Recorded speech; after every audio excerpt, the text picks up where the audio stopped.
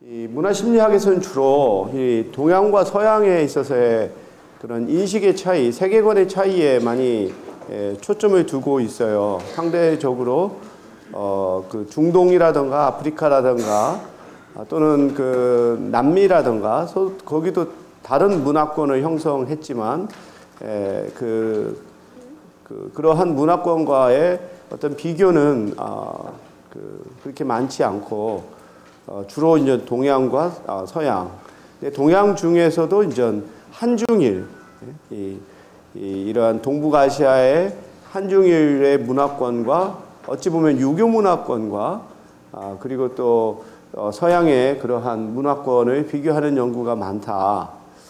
그러한 이유에 대한 뚜렷한 설명을 찾기는 어렵지만 내가 볼 때는 첫 번째로 그 연구자가 많다는 걸 생각할 수 있습니다.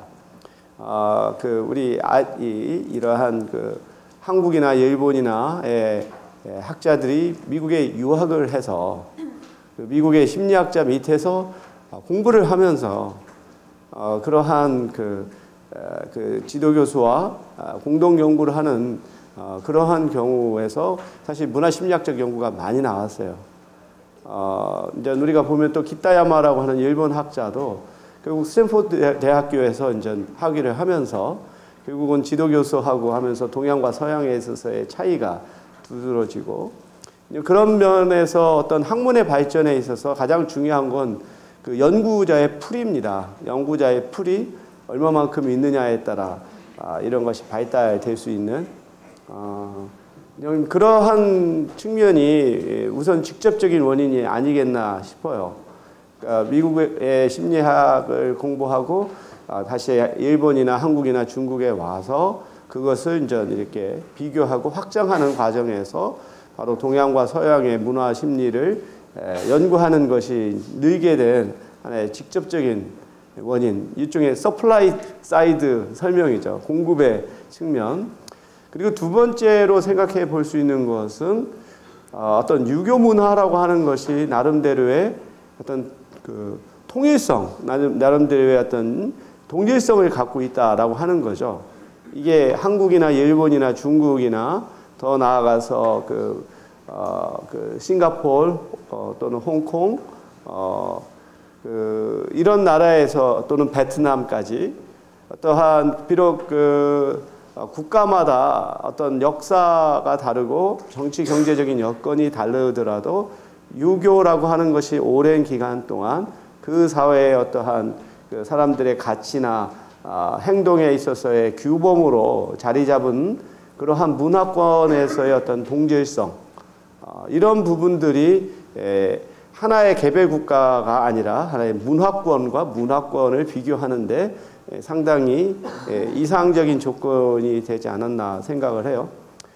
그래서 되게 이런 그 구도를 많이 취하고 있는데 이제 이따가 좀 우리가 몇 가지의 그 실험들을 통해서 보다 더 구체적으로 설명하겠지만 서양에서는 어떤 사물을 지각할 때 그 사물에 있어서의 어떠한 고유한 속성에 초점을 두고 어떤 그 맥락보다는 그 오브젝트, 이 대상 자체를 이제 주목을 하는. 그래서 이제 우리가 장독립적이다라고 이제 부를 수가 있죠.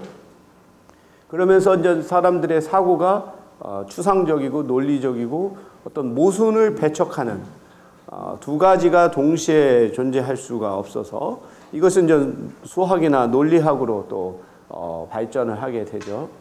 그리고 어떤 자아 또는 자기에 대한 의식도 개인의 개성, 개인의 어떤 수월성, 열관성, 안정성, 주체성 이런 것들을 추구하는 경향이 있다. 그리고 삶의 지향도 자유의지에 의한 개인적인 행복을 추구하는 그러한 성향이 있습니다. 사실 오늘 보여주려고 했던 동영상에서 보면 그러한 예가 나와요. 이제 일본 대학생들하고 미국의 대학생들에게 자기 자신을 이제 소개하라고 하는 그러한 과제를 주어요. 일종의 3분 정도의 기간 동안에 남들에게 내가 어떤 사람인가를 소개하는 그러한 과제가 있고 그거 이제 녹화를 했죠. 이랬을 경우에 그 서양의 학생, 미국에 있는 학생들은 남학생, 여학생 할 것 없이 공통적으로 자신의 긍정적인 측면들을 부각을 합니다. 나는 적극적이고 어떤 친구 사귀기를 좋아하고 새로운 것을 추구하고 사람들하고 잘 어울리고 어쨌든 이런 식으로 자신의 긍정적인 측면을 좀 더 이제 드러내는 일종의 우리가 말하는 PR식의 자기 소개를 합니다. 그런데 그 일본 학생의 경우에서는 더 많은 비중이 자신의 약점을 드러내는 쪽에 더 많은 걸 해요.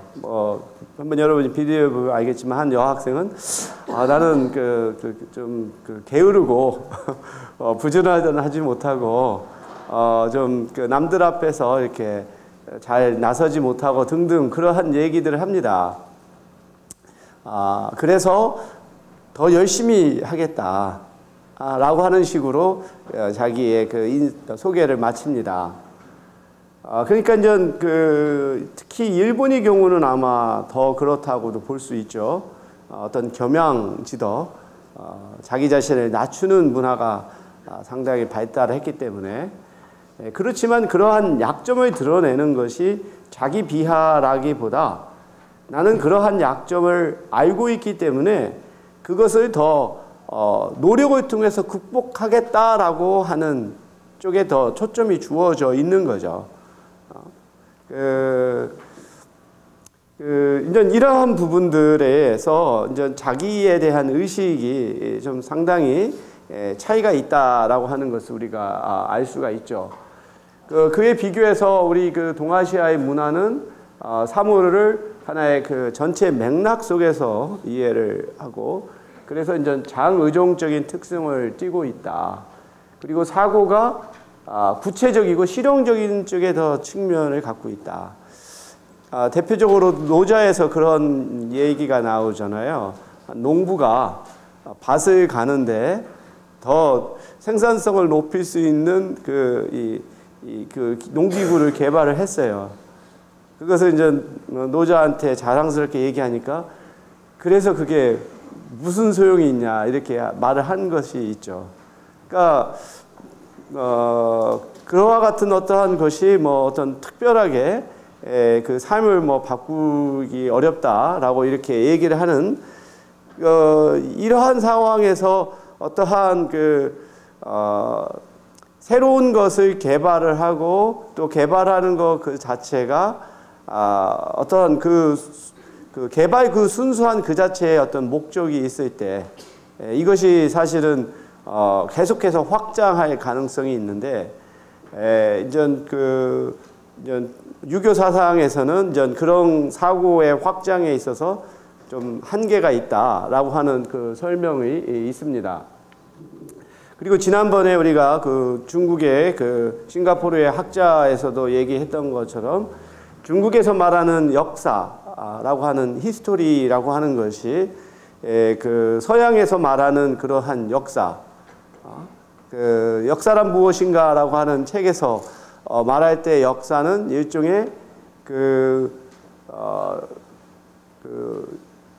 뭐라고 말할까요? 그냥 역사 자체를 객관적이고 실증적으로 해서 있는 그대로를 기록하는 그런 것에 초점을 둔다면 중국에 있어서의 역사라고 하는 것은 이것은 하나의 레슨으로서 과거의 어떤 시행착오로부터 앞으로를 우리가 준비하는 하나의 행정의 차원으로서 역사라고 하는 것이 이제 존재한다라고 하는 일부분에서도 사고의 차이가 있고 자신에 대한 또는 타인에 대한 생각에 있어서도 관계성, 화합을 추구하고 융통성과 적응성과 역할과 직분 이러한 하나의 사회 속에서의 한 개인에 더 초점을 두고 있는 그러한 특징을 우리가 볼 수가 있습니다. 그래서 그 삶의 지향을 소임을 다하며 남 부끄러지 않는 친화적인 삶, 이것을 사는 것이 이제 하나의 그 목표라고 볼 수 있는데, 이러한 부분들이 우리가 지난번처럼 이런 동양과 서양에 있어서 이분법적인 구분이 이제 갖고 있는 두 가지의 어찌 보면 치명적인 결함이라고 볼 수 있는 것이 하나의 그 정적인 하나의 상태를 가정하는 거라는 거죠. 이게 과거의 어떠한 그 두 문화권 간에 있어서의 교류가 없었을 시기라고 하면 나름대로의 그 정말로 독특하고 하나의 고유한 그 문화권이라고 하는 것이 존재할 수 있었겠지만, 이 문화의 교류가 굉장히 활발한 상황에서 이와 같은 이분법이라고 하는 것이 사실 존재하기가 어렵고, 두 번째로는 같은 문화권 내에서의 어떤 이질성이라고 하는 존재, 서양이면 서양, 동양이면 동양, 거기에 있는 모든 사람들이 같은 방식으로 하는 게 아니죠. 그 안에서도 개인적인 차이가 큰데, 문제는 그와 같은 개인적인 차이가 변화의 속도가 과거보다 훨씬 빠르다라고 하는 측면. 그래서 이러한 그 문화에 있어서의 혼종성과 이 문화에 있어서의 변화라고 하는 부분들을 우리가 반드시 고려해야 한다는 거죠. 그럼에도 불구하고 앞서 말했던 것처럼 문화의 혼종성과 문화 변화의 어떠한 그 급변함, 이런 부분들을 우리가 고려를 하더라도 여전히 문화 간에 있어서의 차이가 남아있다. 그리고 그것이 사람들의 사고에 여전히 영향을 미치고 있다라고 하는 것을 우리가 또 고려를 해야겠죠.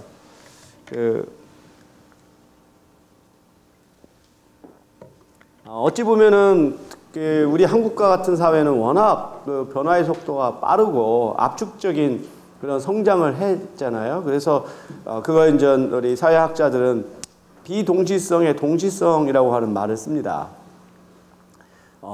전통적이고 또 상당히 그 전근대적인 사고와 행동 양식이 근대적이고 현대적이고, 더 나아가서는 어떤 그 포스트 모더니즘적인 이런 것들이 그 공존을 하고 있어요. 이러한 것이 특히 세대 간에 있어서의 차이로 두드러지게 나타나고 있다는 거죠. 그래서 그 좀 더 그 좀 이전 세대를 뭐 우리가 60세 이상으로 좀 볼까요? 60세 이상의 세대와 그 다음에 50세부터 한 40세 정도, 그 다음에 20대, 30대, 이렇게 우리가 좀 더 크게 좀 구분을 하더라도 굉장한 변화가 차이가 있다. 좀 더 60세 이상의 세대는 좀 더 전통적인 가치가 좀 강하게 남아 있고, 그 다음에 40대, 50대는 좀 더 근대적인 사고가 좀 남아 있고, 20대, 30대에서는 좀 더 포스트 모던적인 측면들이 그 이전 세대에 비교해서 강하게 나타날 수가 있겠죠. 여기서는 전 그 자기에 있어서의 그 중심성의 차이가 크다는 거죠. 그러니까 60세 이상에서는 자기보다는 자기가 속해 있는 집단, 이 부분이 굉장히 중요해요. 그래서 이러한 그 60세 이상에서는 그 체면이라고 하는 부분이 굉장히 중요한 하나의 사람들 간의 관계를 규정하는 원리로 작동을 합니다. 체면. 다른 사람을 의식해요. 그래서 자기 자신의 어떠한 그 개인적인 가치 판단보다 오히려 다른 사람이 어떻게 생각하느냐라고 하는 것이 더 중요하게 작동을 하죠. 그 다음에 20대, 40대, 50대로 가게 되면 이것은 중간 정도 세대인 것 같아요. 그 이전 세대보다는 자기, 개인이 더 중시가 되지만 여전히 사회적인 맥락을 의식하지 않을 수 없는 일종의 낀 세대라고 볼 수 있어요. 20대, 30대의 경우에서는 아마 훨씬 더 그 자기 중심적인 사고가 강할 거라고 생각합니다. 뭐 우리가 이렇게 얘기하면 여러분 다 뭐 원론적으로 다 공감이 가는 건데 실제 구체적인 사례로 들어가 보면 정말로 이 각각의 세대가 얼마만큼 이 가치 판단이 다른가, 그로 인해서 세대 간에 있어서의 이 충돌이 얼마만큼 심하게 일어날 수 있는가를 이제 공감을 할 거예요. 한 2주 전에 아침에 전화가 왔습니다. 내 나이 또래에 있는 경우에 아침 일찍에 전화가 오면 굉장히 걱정이 많아요. 이제 부모님들이 나이가 연로하시기 때문에 아침에 이렇게 전화가 오거나 그러면은 상당히 걱정이 되죠. 무슨 일인가? 그래서 이제 그날 또 공교롭게 그날 저녁에 굉장히 늦게 잠을 자서 오늘은 좀 내가 늦게 일어나야 되겠다 맘먹었는데 아침 일찍 전화를 받으니까 아주 그냥 짜증이 나죠. 그래서 전화를 이제 받았더니 이제 부모님이에요. 이유가 뭐냐면 우리 할아버지 할머니의 묘를 이제 전체 종친의 공동 납골 묘로 이장을 한다는 겁니다. 근데 그게 이제 목요일 날 이장을 하니까 저보고 내려오라는 거예요. 근데 제가 또 우리 집안에서 장손이라 내 입장에서는 그게 무슨 의미가 있는지 그까지 큰 개인적인 의미를 부여하지 않지만 어른들의 입장에서는 대표라고 생각을 해요. 근데 그날 또 이미 회의가 잡혀 있고 그래서 가지 못합니다 이렇게 설명을 했지만 아버님이 나한테 계속 말씀하시는 것은 체면이에요. 체면. 다 어른들 다 계신데 네가 장손인데 너의 이름만 그 묘비에 들어가 있는데 네가 안 오면은 내가 어떻게 되냐라고 하는 거죠. 그렇지만 이미 중요한 일정을 잡아오는 거라 내가 바꿀 수는 없고 그래서 대신 내가 가지 못하는 대신 이제 거기서 좀 수고를 하라고 그래서 사례금을 보내겠다 그런 식으로 하고 거기에 또 이 행사를 맡는 어르신한테 전화드려서 설명을 드리고 양해를 구했죠. 그래서 그 아버님하고 나하고 대화하는 과정에서 계속 그러한 가치의 차이가 느끼는 거예요. 그러면 지금 내 나이 또래에 거기에 가는 사람이 누가 있겠나. 나이 드신 분들은 뭐 다 참여하겠지만 이렇게 일을 하는 사람이 갑작스럽게 지방에 내려가라고 했을 때 갈 수 있는 경우도 많지 않고 두 번째로는 이제 무엇보다도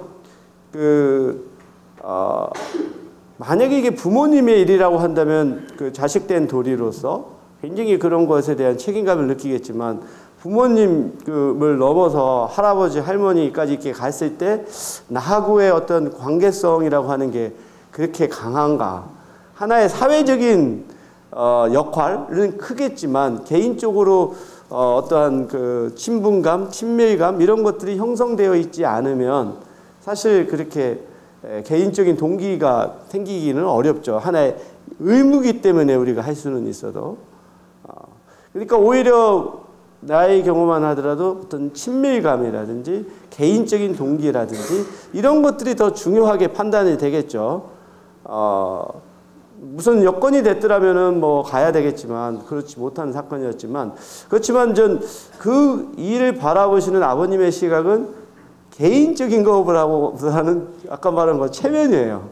나 얼굴을 들고 다닐 수가 없다 라고 한다든지 이런 걸 내가 느끼면서 정말로 이런 것이 세대 간에 있어서의 차이가 이렇게 강하게 드러나고 있구나. 지금은 우리가 서로 다른 생활을 하니까 사실 충돌될 일이 별로 없지만 만약에 한 집에서 같이 산다고 한다면 아마 내가 볼 때는 굉장한 면에서 우선은 생활 방식이 다르죠. 우리는 보통 1시, 2시에 잠을 자는데 우리 부모님은 9시 되면 들어가서 주무시고 6시 이전에 일어나시고 사실 이런 생활 양식도 그렇지만 이렇게 어떠한 사건을 바라보는 시각에 있어서 서로 다른 가치관을 갖고 있다고 하는 것이 우리가 이제 이렇게 원론적으로 얘기할 때는 뭐 다 그럴 수 있다고 생각하겠지만 구체적인 생활 영역으로 들어가게 되면 사실은 개인과 개인 간에 있어서 상당한 이쪽에 문화적인 충돌을 가져올 수가 있는 거죠. 그래서 아버님이 말씀하시는 것은 여전히 한국은 유교 문화권이 강하기 때문에 그것을 염두에 두어라 이렇게 말씀을 하시고서 우리가 이제 대화를 마쳤는데요. 제가 그러면서 정말로 여전히 우리 사회에 아무리 이제 우리가 서구화되고 개인주의화가 되었다 하더라도 그런 집단주의 사고가 굉장히 강하게 남아 있고 특히 그것이 이제 기성세대의 경우에서는 당연히 마땅한 하나의 윤리로 자리 잡고 있다는 것을 우리가 알 수가 있겠습니다. 그래서 이제 문화심리학에서는 이 문화와 마음이라고 하는 것은 떼어놓을 수가 없고, 그래서 어떠한 그 하나의 문화에 기초한 심리학적인 이론을 다른 문화에 적용하는 데는 한계가 있다라고 얘기를 합니다. 그래서 앞서 내가 이제 체면을 영어로 번역을 하면 face saving이라고 불러요. 얼굴을 살린다. 그러면 이 체면과 그 반대가 될 수 있는 서구의 하나의 사고는 self esteem이라고 불러요. 자긍심.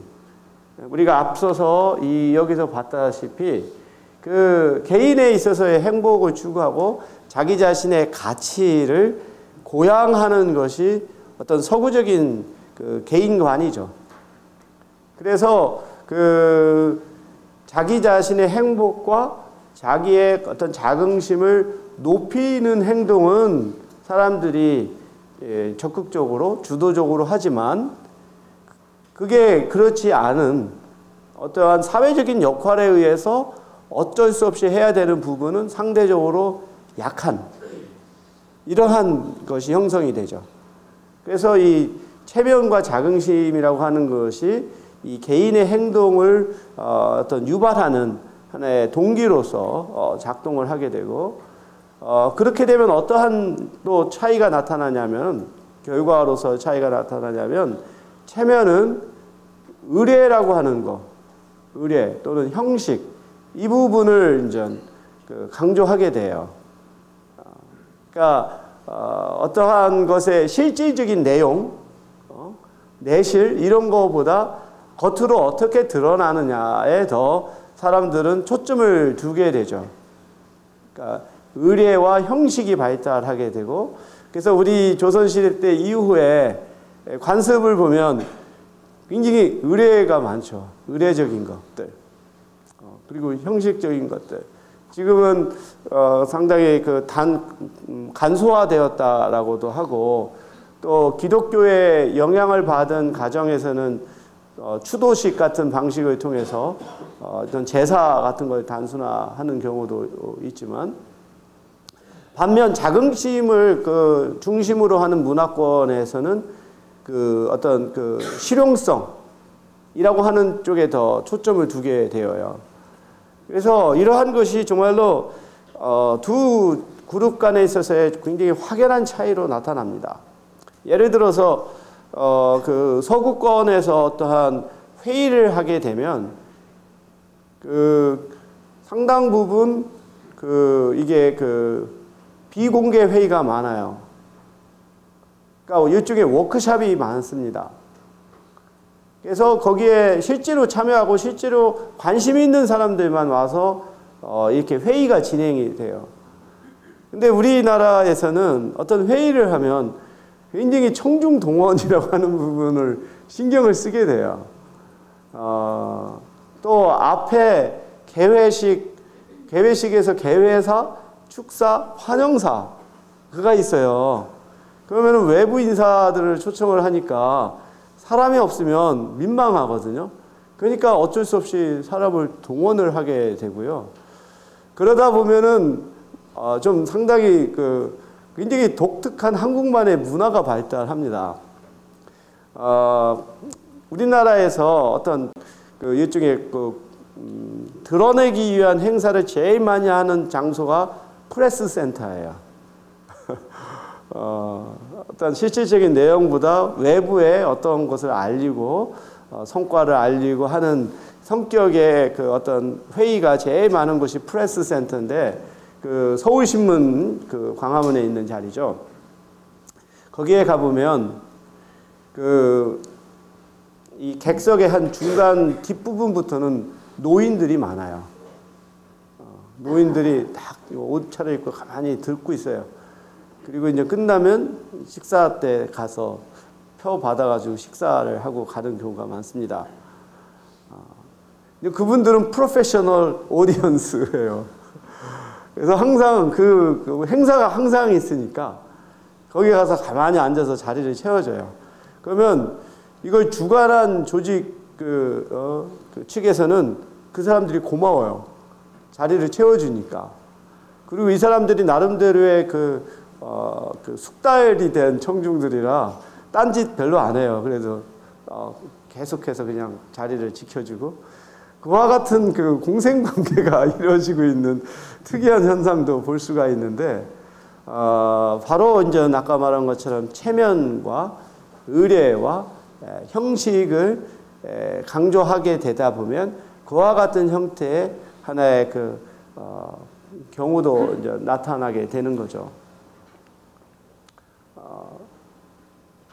그래서 리차드 슈웨더라고 하는 학자는 문화심리학은 문화 전통과 사회적 관습들이 인간 심리를 통제하고 표현하고 변화시키는 과정을 연구하는 학문이다라고 보았죠. 그래서 여기서 중요한 것이 이제 문화적인 전통과 사회적인 관습이 개인의 심리에 영향을 미치고 그것이 어떻게 표출되는가를 연구하는 것이 이제 문화심리학이라고 정의를 했습니다. 문화심리학은 1960년대, 70년대부터 시작을 해서 80년대, 90년대에 발전을 하게 됐고요. 대표적인 학자들로 스웨더와 르빈, 트리안디스, 그리고 마커스하고 키타야마, 이분들이 둘 다 이제 스탠포드 대학교에 있는 학자고, 키타야마가 아까 말한 것처럼 일본 학자로 스탠포드에서 공부하고 일본에서 이제 공부를 하고 있죠. 그리고 니스벳 등이 있고요. 우리 그 한국에서는 여러분이 교과서로 쓰는 한규석 교수가 또 이 문화심리학으로 일찍이 시작을 했고, 또 고대 심리학과의 한성열 교수가 또 문화심리학을 또 오래 해서 최근에 내가 알기로는 문화심리학이라고 하는 책을 탈고를 한 것으로 알고 있는데, 내가 다음 해에 강의를 하면 그것도 교재를 쓸 수 있을 것으로 생각을 합니다. 그래서 지난번에도 잠깐 우리가 설명을 했었지만 비교문화심리학과의 차이는, 비교문화심리학은 문화를 하나의 심리학적 이론의 보편성을 검증하는 차원에서 사용을 한다 라고 했던 것이죠. 따라서 어떤 특정 지역의 문화가 심리학적 과정을 어떻게 결정하는가에 대해서는 관심이 적고, 이 비교문화 심리학을 통해서 어떤 보편성을 찾아내는 것에 더 초점이 있다. 우리가 살펴봤던 어떤 개인주의, 집단주의 그런 차이가 이러한 것이죠. 그런데 이제 슈웨더라고 하는 학자가 문화심리학을 연구하면서 지난번에 한번 제가 위어드라고 얘기를 했죠.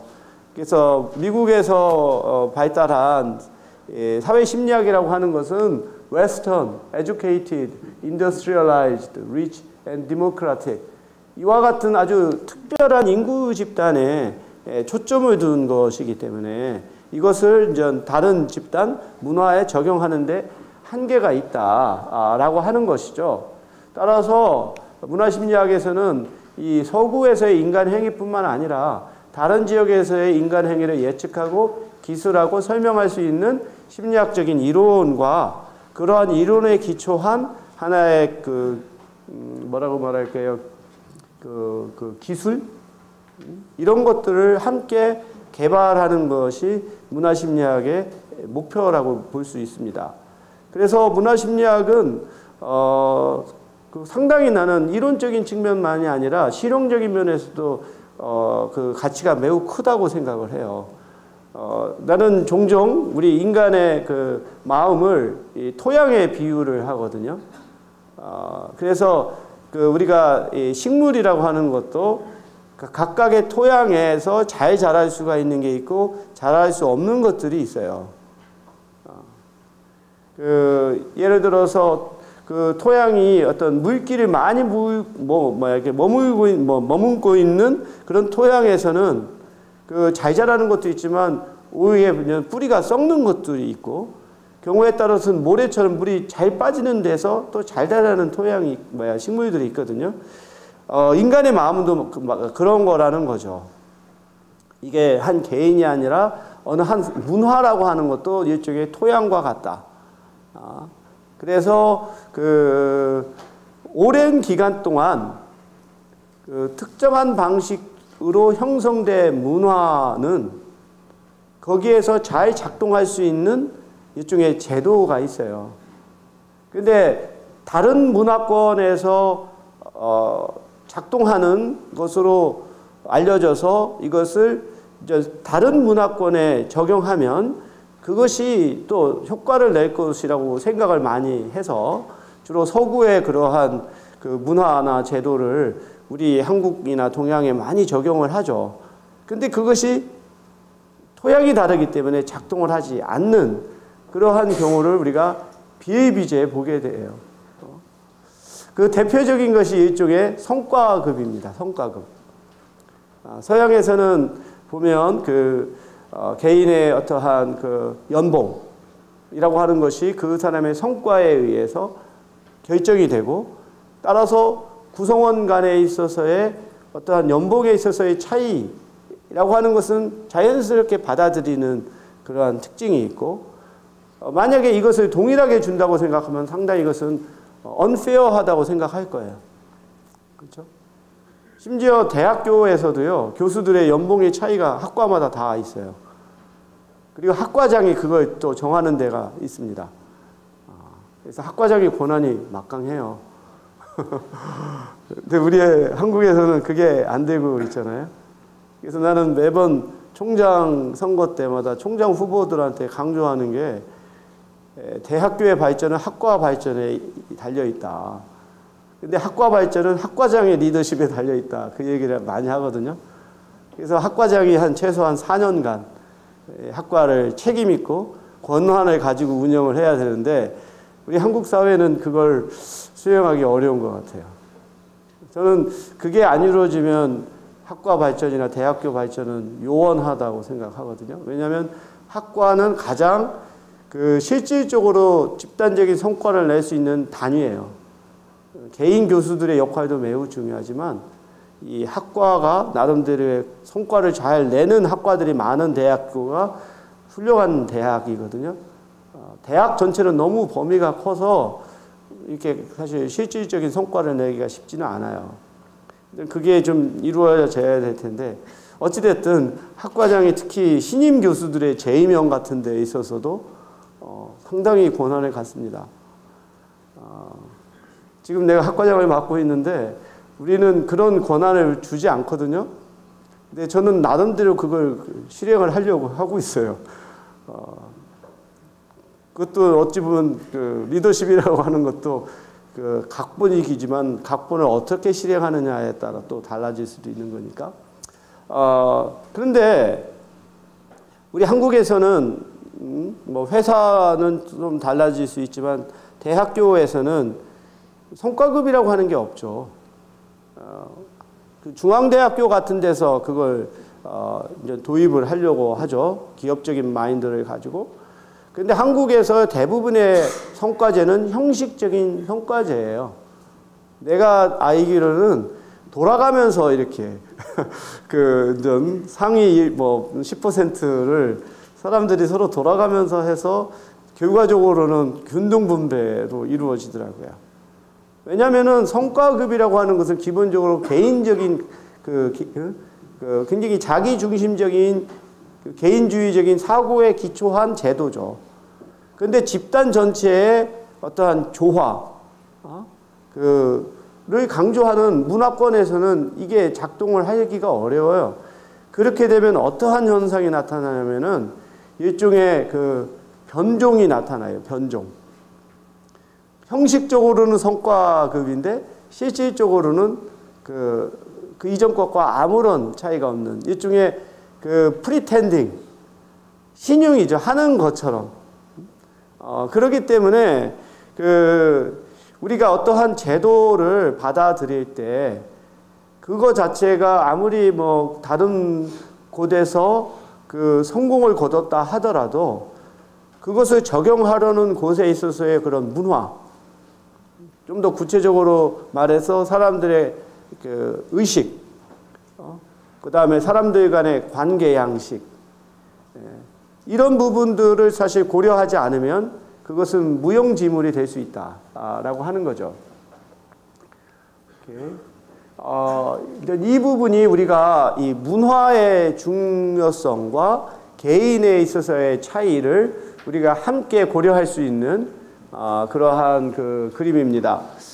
우리 학생 중에 수업 중간에 그 문자 보내고 그러는 학생들이 있어요. 상당히 그 눈에 거슬리니까 그런 행동하지 않도록 하기 바라고. 아까 우리가 말한 것처럼 문화 내에도 개인적인 차이가 있다라고 하는 거죠. 그렇지만 개인적인 차이가 있어도 어느 하나의 문화의 어떠한 평균적인 그 양상은 다른 문화의 평균적인 양상과 다르다라고 하는 걸 우리가 인식할 수 있잖아요. 이 두 가지를 우리가 이렇게 좀 그림을 통해서 비교할 수 있다. 이걸 만약에 개인에 있어서의 어떤 고유성을 강조하는 그러한 문화, 반면 이건 다른 사람들 간의 관계성을 강조하는 그 문화로 우리가 하나의 그 스펙트럼으로 본다고 하면, 그 미국 같은 경우에서는 이러한 개인에 있어서의 고유성과 관계성의 값이 오른쪽으로 좀 더 치우쳐져 있는 거죠. 한국은 상대적으로 여기에 위치하고, 그래서 두 문화 간에 있어서의 차이는 존재하죠. 평균의 차이. 하지만 그 일종의 그 같은 문화권 내에서의 어떤 개인적인 차이가 동시에 발달하는 거죠.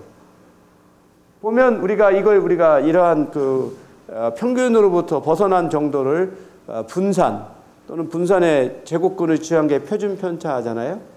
그래서 평균 간의 차이 검증을 통해서 어떤 것이 더 크고 작은가를 볼 수도 있지만, 표준 편차를 통해서 그것이 그 개인적인 차이가 집단 내에서 얼마나 큰가를 또 우리가 살펴볼 수 있죠. 그래서 평균과 표준 편차를 일종의 분포에 있어서의 우리가 이제 주요한 통계치라고 보는데, 보면 우선은 미국 같은 경우에서는 이러한 표준 편차가 훨씬 더 크죠.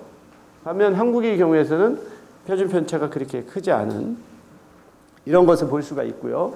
그래서 한국 사람들 가운데 상당히 이쪽 끝에 와 있는 사람은 미국의 그런 평균의 사고와 상당히 가까운 사람들이 있고, 반면 미국 사람 중에서도 또 한국인의 그런 평균값에 가까운 사람들도 있다. 그러니까 이러한 사고가 우리가 그 개인과 문화에 있어서의 차이를 우리가 동시에 고려할 수 있는 그러한 하나의 좋은 모델이라고 생각을 합니다.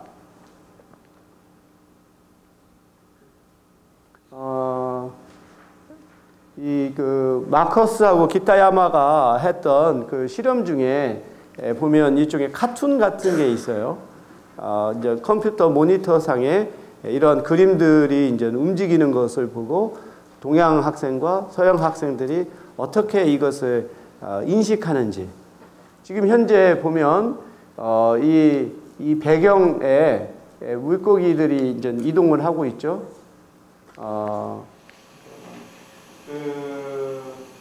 지금 현재 요거만 딱 있어서 그런데 우리가 동영상에 보면 이 물고기들 떼가 이동하는 게 있습니다. 물고기 떼가 있는데 그 중에 하나의 물고기가 있어요. 그러면 이 하나의 물고기가 왜 이런 행동을 하는가에 대해서 학생들한테 일종의 추론을 하게 만들어요. 그러면 서양 학생은 이 물고기가 자기 멋대로 살고 싶어서 그런다라고 설명을 해요. 이거는 그 물고기의 하나의 고유한 속성 때문에 그렇게 행동한다라고 생각하면, 동양의 학생들은 이 물고기가 집단으로부터 지금 일종의 왕따 되었다라고 설명을 합니다. 그러니까 같이 물고기들이 어울려야 되는데 이 하나의 물고기만이 도에 뛰지 못하고 이렇게 돌아다닌다, 이렇게 설명하기도 하고요. 그 다음에 다음 그림을 한번 쭉 보면 이 마수다와 또 니스베 두 사람이 공동으로 했던 연구에서 보면 지금 여기에 이제 그 늑대로 보이는 동물이 있죠. 그 다음에 여기에는 이제 또 늑대인데 좀 모양이 다른, 그리고 아까 배경이 다른 그러한 사진 장면이죠. 그 다음에 이 경우에서는 좀 배경은 바로 이전 것과 같은데 이 대상이 좀 다르고요. 그 다음에 이 경우에는 그 처음에 배경에 두 번째 나타났던 대상이 나오죠.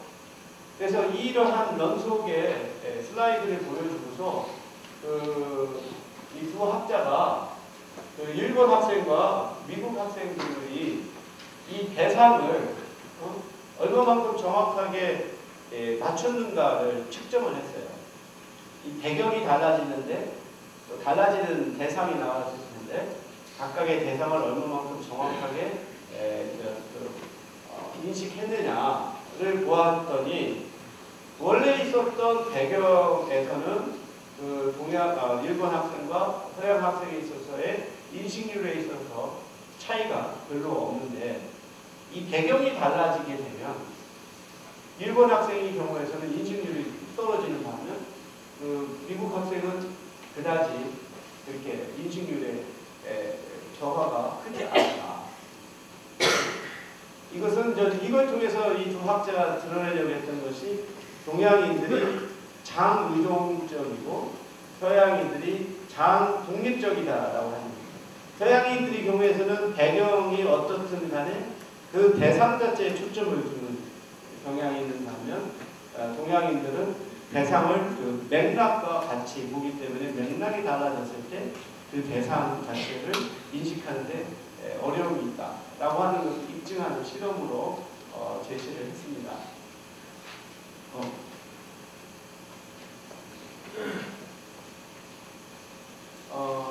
그리고 이제 문화심리학에서 사용하는 중요한 개념 중에 이 고맥락 문화, 저맥락 문화, 또는 고맥락 사회, 저맥락 사회라고 하는 개념이 또 굉장히 중요한 차이로 나타나는데 에드워드 홀이라고 하는 학자가 바로 그 맥락이라고 하는 것에 있어서의 차이를 가지고 문화를 이렇게 비교를 한 것이 있습니다.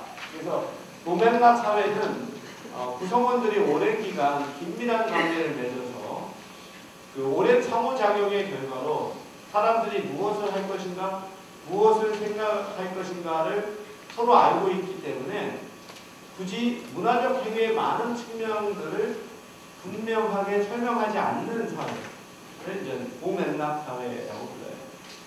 그걸 우리말로 쉽게 하면은 눈치라고 생각합니다. 눈치. 우리들은 그 눈치가 발달했잖아요. 그러니까 고맥락 사회에서는 이 눈치가 굉장히 중요한 하나의 사회 관계의 기술이에요. 이런 것들을 사람들이 분명하게 얘기를 하지 않아요.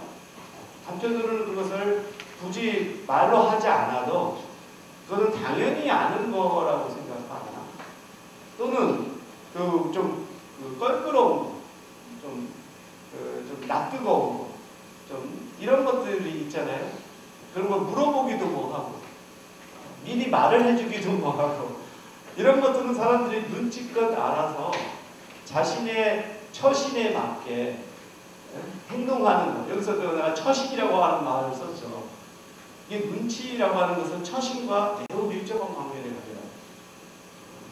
자기가 어떠한 사회적인 역할, 지위를 갖고 있느냐를 사람들이 알고 그거에 맞춰서 행동을 해야 되는 것으로 사람들은 기대를 하고 있어요. 근데 거기에서 어긋나게 되면 이 사람은 처음에는 이해가 안 되고 나중에는 왕따가 돼요.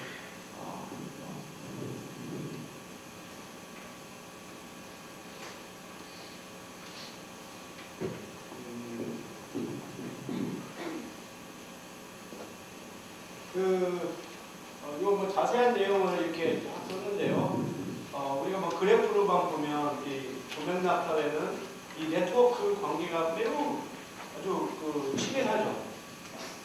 사람들이 서로들 간에 아주 긴밀한 그러한 연결망을 갖고 있고 상호 의존적이죠. 반면 이 저맥락 사회에서는 사람들 간의 관계가 어떤 핵심적인 사람을 중심으로는 강한 연출망을 갖고 있어도 서로 간에는 그다지 연결망이 적을 수가 있어요. 그래서 이 고맥락 사회에서는 말로 분명하게 이렇게 표현하거나 또는 문서로 남겨두는 경우가 드물어요. 그냥 구두로 어떤 대략적인 이런 것을 가지고 일종의 선의라고 하는 거예요. 선의. 사람들이 어떤 선의와 의리와 신뢰를 지킬 것이다라고 하는 암묵적인 기대에서 사람들이 행동을 하죠. 그리고서 사람들이 의사소통에 있어서 이것이 내면화된 그런 이해에 초점을 두고 있고 사람들 간의 관계가 훨씬 더 복잡하고 다차원적이고 오랜 관계를 맺었고 그 다음에 이제 일종의 집단 구성원이라고 할 수 있는 멤버십이라고 하는 것이 굉장히 아주 강하죠. 그리고 지식이라고 하는 것이 상황적이고 상대적이고 그리고 사람들의 어떤 대면 관계에 기초해서 어떤 의사결정이 이루어지고 하는 이러한 특징들을 갖고 있고 반면 저맥락 사회에서는 어떤 규칙에 따라서 사람들이 이 관계를 맺고 일종의 이제 계약 관계죠. 사람과 사람들 사이의 관계가 어떠한 그들의 이해 관계에 기초해서 계약 관계고 그것이 영문화된 형태로 나타나는 경우가 많아요. 그러니까 계약서라고 하는 것이 발달하게 되죠.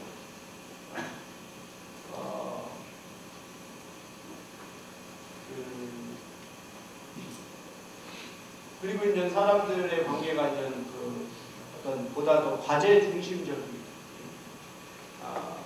아마 여러분들 개인 간에도 이러한 차이가 두드러지는 사람들이 있을 거예요. 어떤 사람들은 조금 더 뭐라고 말할까 이 공식적인 그러한 약속, 계약, 역할 그런 것에 의해서 사람들의 관계가 형성되는 하면 어떤 경우에는 좀 더 인간적인 그러한 관계에 초점을 두는 그런 경우가 있을 수 있죠. 그래서 우리가 이게 고맥락 사회와 저맥락 사회를 구분할 때 아까 말한 것처럼 이제는 모든 사회가 이 두 가지의 측면을 다 갖고 있기 때문에 아까 말한 것처럼 이분법적인 구분이 한계가 있는데 따라서 이것은 특정한 상황과 환경을 기술하고 이해하는데 이러한 것이 도움이 된다. 그래서 대개 우리가 이제 사람들 간의 어떤 관계의 구조를 중심으로 살펴보면 고맥락과 저맥락에 있어서의 그러한 비교가 두드러지는 거죠. 그래서 이 고맥락 사회에서는 이 지식들이 이 어떤 수면 아래로 이렇게 잠겨져 있고 저맥락 사회에서는 이것이 수면 위로 분명하게 드러나와 있는 그러한 것으로 볼 수가 있죠. 그래서 이 고맥락 문화에서 사는 사람들은 저맥락 문화에 사는 사람들보다 이 맥락에 주목하는 경향이 두드러져요. 그래서 아까 말한 것처럼 일본 학생과 미국 학생이 어떤 배경이 달라지는 것에 따라 대상을 맥락이 달라지는 것에 따라 대상을 우리가 인식하는 것에 있어서의 차이가 있었던 것도 이렇게 고맥락 사회에서 성장하면서 그와 같은 인식의 구조가 형성됐다라고 보는 거죠. 다음 걸 보면 여러분한테 하나의 과제가 있습니다. 지금 이 작은 사진이 있고요. 그럼 이 작은 사진은 뭘까? 여러분 이 작은 사진이 뭘 거라고 생각하세요?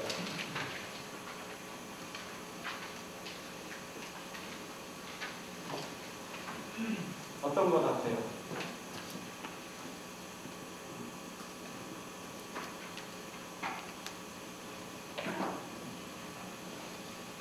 이거 한번 추측 한번 해볼래요? 이게 뭘까?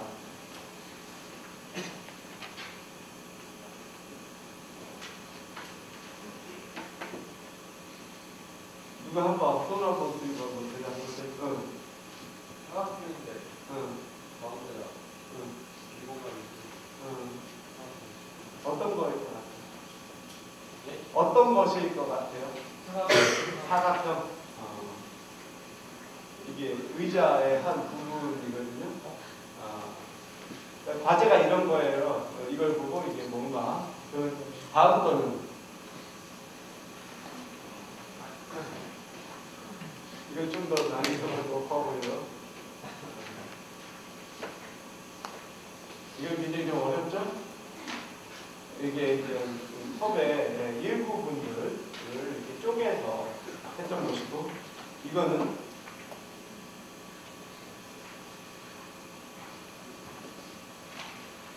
이건 뭐일 것 같아요? 랍스터. 랍스터. 바로 이거거든요. 근데 왜 우리는 그 이전 것은 굉장히 어려웠죠. 그렇죠? 근데 왜 상대적으로 세 번째 거는 좀 쉽게 생각을 했어요. 그래서 이 과제였거든요. 하나의 원 파트에서 이렇게 하는 거, 여러 조각에서 이렇게 하는 거, 더 초점이 맞춰지지 않았지만 전체적인 거, 이런 것을 했는데, 이것을 가지고 일본 학생과 미국 학생에 있어서 정확하게 맞춘 비율을 따져보면, 이 그 서양 학생들은 일부분에서 그걸 가지고 전체를 알아맞추거나 그런 여러 조각들에서 전체를 알아맞히는 비율이 상당히 높게 나타났어요. 근데 전체에서 그러니까 맞춘 것은 오히려 우리는 쉬웠었던 것 같은데, 이 경우에서는 차이가 적다. 그러니까 요거를 가지고 이제 이 학자들은 결국은 서양인들이 하나의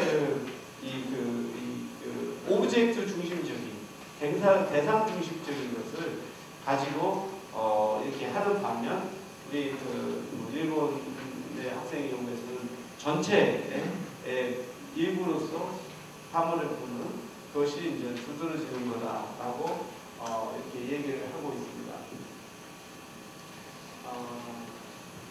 그 다음에 이 또 한 가지는 아까 시 같은 경우에서 이게 뭐냐라고 했을 때, 난 전혀 아무 생각이 없다 라고 말을 하는 비율이 서양의 학생들이 우리 동양 학생보다 많아요. 그러니까 서양 학생들은 자기가 모르면 모른다라고 하는데, 동양 학생들은 뭔가 그 중에서 자기가 어떤 단서 내지 그것이 있다라고 생각하는 것이 더 높다는 거죠. 근데 그 부분은 사실 우리가 아까 동영상을 봤으면 거기에 배경이 되는 것이 나오는데, 이러한 설명이 있는데, 미국의 한 대학에서 중국인 유학생이 수업 시간에 들어가서 총기로 난사를 한 사건이 있어요. 근데 이제 스탠포드 대학교의 일본인 교수가 그 소식을 듣고서 자기 부인하고 얘기를 했는데, 공교롭게 이 중국인 유학생은 자기 부인의 여자친구하고 사귀었던 사람이에요. 그러면서 이 둘은 이러한 비극적인 사건이 발생하면서 들었던 것이, 이 두 사람이 결혼을 했었더라면 이러한 끔찍한 사건은 생기지 않았을 텐데 라고 하는 생각이 먼저 들었다는 거예요. 그리고 나서 이 사건이 미국의 신문과 중국의 신문에서 보도되는 방식을 보면서 문화적인 차이가 굉장히 두드러지게 나타나요. 서양에서는 이 학생이 어떤 정신적으로 좀 안정된 상태가 아니었었고, 어떠한 그 이전에도 그러한 뭔가 좀 공격적인 성향을 보였었고, 그래서 이번 사건을 그 개인의 하나의 우발적인 사건으로 보도하는 경향이 강하다는 거예요. 반면 중국의 경우에서는 이 사건을 설명하면서 굉장히 폭넓은 사회 문화적인 그 맥락에서 이 사건을 이해를 하는 거예요. 이건 미국에서의 어떤 인종 차별의 것이고, 그리고 이 학생이 이제 그 뭔가 좀 사회적으로 고립이 돼서 사람들 간의 관계가 부족했었고, 등등과 같이 그 동일한 살인 사건이지만 서양에서는 그것을 한 개인의 문제로 이렇게 초점을 두는 반면 중국에서는 이것을 굉장히 다른 연관과 연관된 사건으로 보도한다는 거죠. 그래서 여기서 이제 한국의 교수와 함께 어떠한 그 살인 사건과 관련된 항목들을 사람들이 포함을 시키고 배제하는 그것을 비교를 해 보았더니 미국 학생의 경우에서는 한 30개 정도만이 그 살인 사건과 관련된 것으로 보았고, 반면 한 45개는 그것과 관련이 없는 것으로 이렇게 보는 반면, 아시안 어메리칸 학생들은 일종의 양쪽 문화를 다 갖고 있다고 볼 수 있죠. 그 포함을 시킨 것은 뭐였을까? 이게 부르셔야 되잖아.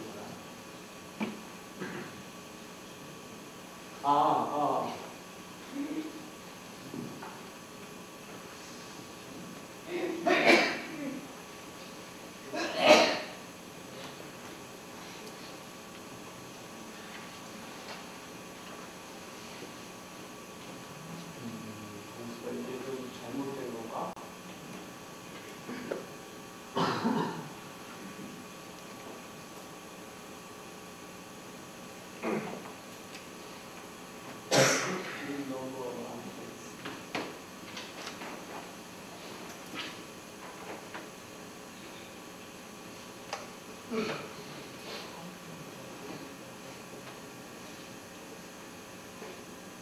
이 부분이 좀 약간 그 해석에 약간 확인을 할 필요가 있는 것 같은데, 내가 설명을 하려고 했었던 것은 요게 이게 앞뒤가 좀 바뀌어야 되는 것으로 생각되는데, 그러니까 아까 그 설명대로 한다면 직접적으로 관련되지 않는 것도 우리는 더 관련된다고 생각하는 측면이 많다라고 설명을 해야 되는데, 내가 한번 이 부분은 다시 확인을 하고 다음 수업 시간에 설명을 하도록 하겠습니다. 이것과 같은 맥락인데, 이 자기 개념의 융통성에 대해서 좀 실험을 했습니다. 그래서 피험자들에게 자기는 얼마만큼 내성적인가 라고 이렇게 질문을 하고, 그러면은 마이너스 5는 아주 외향적이게 되는 것이고 플러스 5는 아주 내성적이라고 하는 거죠. 이 질문을 한 다음에 중간에 그것과 관련 없는 다른 질문들을 해요. 그래서 여기에 답하는 것이 다음 이 외향성에 관련된 질문을 답하는데 영향을 주지 못하도록 중간에 좀 주의를 분산시키기 위해서 이 문항들을 문 다음에 이번에는 자기를 얼마만큼 외향적이라고 생각하나 라고 이렇게 했습니다. 그러면 보면은 자기를 내성적이라고 응답한 사람은 이 질문에서는 외향적이라고 답을 하면 안 되겠죠. 그렇죠? 이 결과를 좀 비교를 해보면 우리 한국 학생의 경우에서는 내향성과 외향성 간에 있어서 상관관계가 0.5로 매우 높아요. 반면 미국 학생의 경우에서는 이게 마이너스 0.3이죠. 그러니까 미국 학생의 경우에서는 자기가 내성적이라고 얘기했으면 덜 외향적이라고 응답을 하는 거죠. 두 사이가 서로 모순적인 관계이기 때문에 일관성을 보이는 반면, 우리 경우에서는 내성적인 동시에 외향적인 이 두 가지 모순되는 것이 그렇게 모순된다라고 여기지는 않는 이러한 특징을 보이죠. 그래서 아까 우리가 서양에서 어떤 모순이라고 하는 것을 깊이 하는 것이라고 한다면 우리 동양의 문화에서는 중용이라고 하는 또 가치가 있어요. 그래서 이게 극과 극이 서로 이게 반드시 극이 아니고 서로 통하는 면이 있다라고 하는 것이고, 그래서 어느 한쪽으로 이렇게 치우치기보다 중간을 이렇게 지키려고 하는 경향이 있죠. 이런 부분들이 이제 바로 이 실험을 통해서 잘 드러난다라고 볼 수가 있고요. 그리고 우리가 아까 그 살인 사건과의 관련해서 또 우리가 보면 베넘 효과라고 하는 게 있어요. 베넘 효과. 자, 이것은 좀 그럴듯하게 보이는 것이 마치 자기한테 직접 관련된다라고 생각하는 경향이죠. 이게 점 같은 게 대표적인 경우입니다. 딱 보면은 집안에 우환이 있구만. 그 얘기하면 쪽집게라고 하죠. 그리고 남편이 지금 보니까 바람을 피고 있어. 얘기를 하면은 거기에 점쟁이를 찾아온 사람의 얼굴이나 외모를 보면, 나이를 보면 뭐 집안이 우환이 있으니까 찾아온 것이고, 그 정도 남자의 그 정도 재력은 남자들이 그 바람 피우는 그 성들도 있을 거라고 생각해서 한 건데, 그게 마치 자기한테 꼭 들어맞는 것처럼 생각하는 경향, 이런 것도 있는 거죠. 그래서 이런 것들이 결국은 서양의 경우에서는 independent view of self 해서 하나의 자기라고 하는 것이 주위 사람과 관계는 맺고 있지만 이것은 상대적으로 독립적인 판단을 하게 되는 반면, 이 동양에서는 interdependent self, 개인이 있지만 개인이 다른 사람과 어떠한 이 세계가 중첩이 되는 거예요. 그래서 자기를 그러한 타인으로부터 독립해서 판단하는 것이 상대적으로 좀 작은. 이제 이 부분에 있어서 우리가 어떤 것이 좋고 나쁘냐를 말하기는 상당히 어렵다고 봐요. 이런 것이 가장 두드러지는 게 자녀 양육이거든요. 우리 한국이라든가 동양에서의 자녀 양육은 굉장히 interdependent한 셀프예요.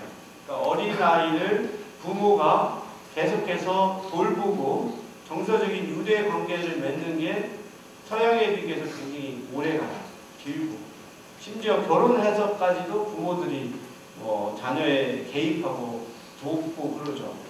서양의 경우에서는 대학교를 들어가면서부터는 상당 부분 독립하고, 결혼을 할 때도 대부분 자신들이 알아서 해요. 그래서 다 그런 건 아니지만 그것이 하나의 그래도 성인들이 해야 될 거라고 생각하는 인식이 강하죠. 그러니까 굉장히 일찍이 독립적이죠.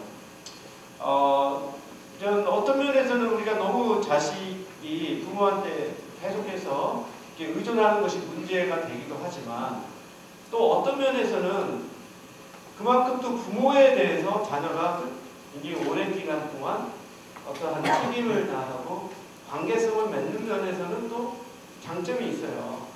서양의 경우에서는 굉장히 외롭죠.